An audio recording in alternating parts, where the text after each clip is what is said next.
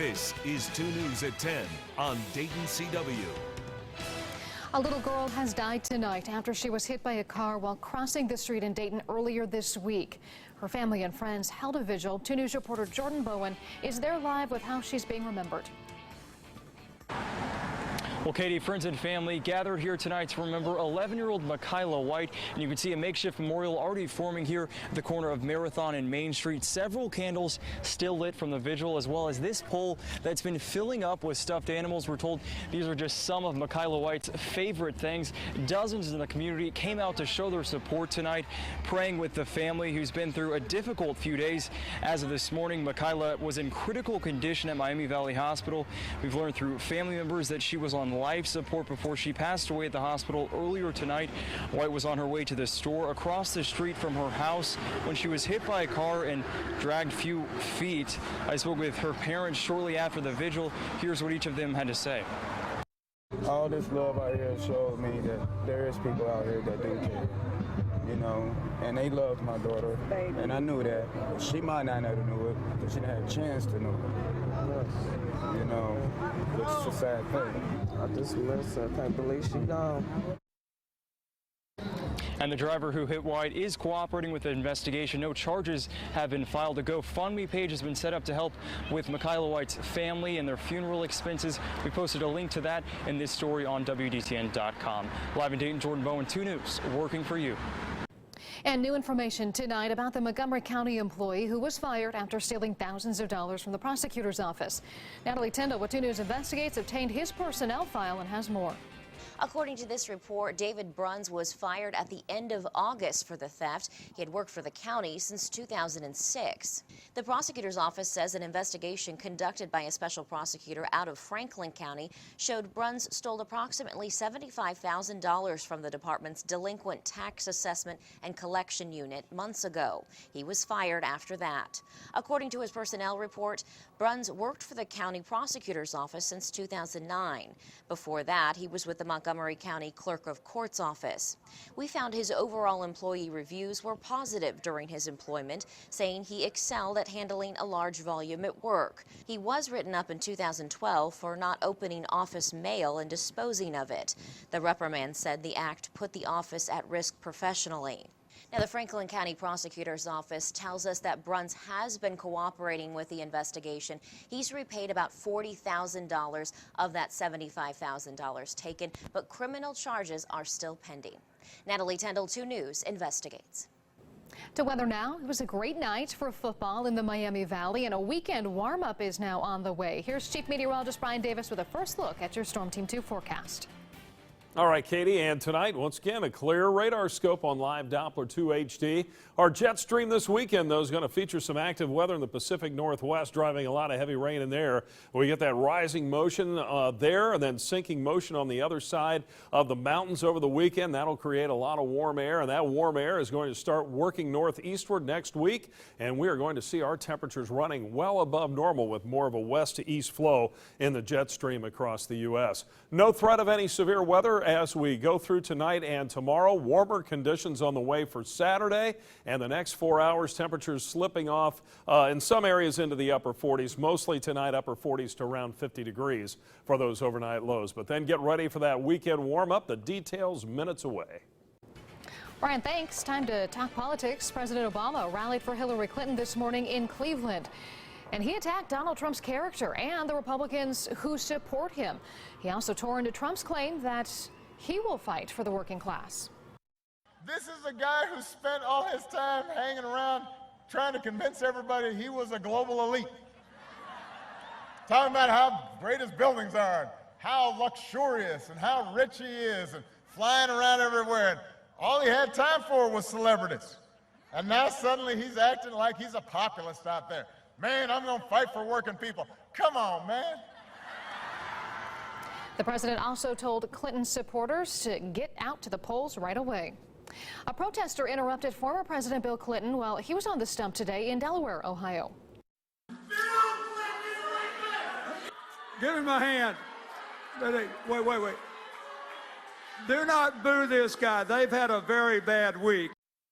That protester was shouting about sexual assault allegations against the former president. The man was removed, and then Clinton responded. If you spend a year and a half pouring poison down people's throats, some of it are going to give it back to you. And that's what you've got to decide. Clinton also held a campaign event in Cincinnati today. Meantime, Donald Trump says his female accusers are seeking fame or money. The Republican presidential nominee campaigned in North Carolina today, and he blamed the allegations on a conspiracy between his Democratic rival and the media. It's a total setup. Now suddenly, after many, many years, phony accusers come out less than a month before one of the most important elections in the history of our country. He told crowds in Greensboro and Charlotte that America cannot afford another 4 years of failure and encouraged everyone to vote. And Trump's running mate, Indiana Governor Mike Pence, will be in the Miami Valley next week. He's scheduled to speak at the Manor House Banquet and Conference Center in Mason on Monday. That rally will be held at noon. Doors open at 9 a.m. We'll be there for you, and we'll be streaming it live on our website, WDTN.com. Candidates in Ohio's U.S. Senate race debated for the first time today in Youngstown. The incumbent, Republican Senator Rob Portman, is being challenged by Democrat and former Ohio Governor Ted Strickland.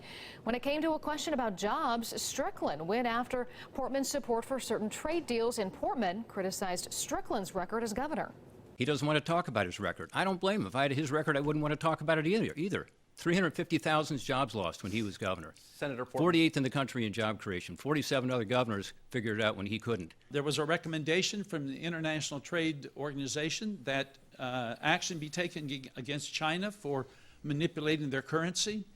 He said that would be counterproductive. When he was in a position to really make a difference for the people of Ohio and of this valley, he always sided with the rich and the powerful. Both candidates will debate again in Columbus on Monday and for a third and final time in Cleveland on October 20th. Day 3 of early voting is a wrap in our state, and we asked the Montgomery County Board of Elections how many people so far have cast a ballot. They tell us nearly 1,500 people have voted early. And for a complete list of early voting hours and complete Decision 2016 coverage, visit our website, WDTN.com. Looking ahead to a drug take-back event tomorrow, the Miami County Sheriff's Office will be hosting this one. Residents can bring unwanted pills for disposal to the sanitary engineer's office. That's located at 2200 North County Road in Troy. It'll be from 10 a.m. until 2 p.m. and that drop-off site will be right on the curbside. The service is free and anonymous and is designed to keep prescription meds out of the wrong hands. Coming up, a Franklin mom sentenced today after her son was found trying to sell his stuffed animals for food. Plus, parts of the Carolinas still flooded following Hurricane Matthew. The cleanup efforts underway.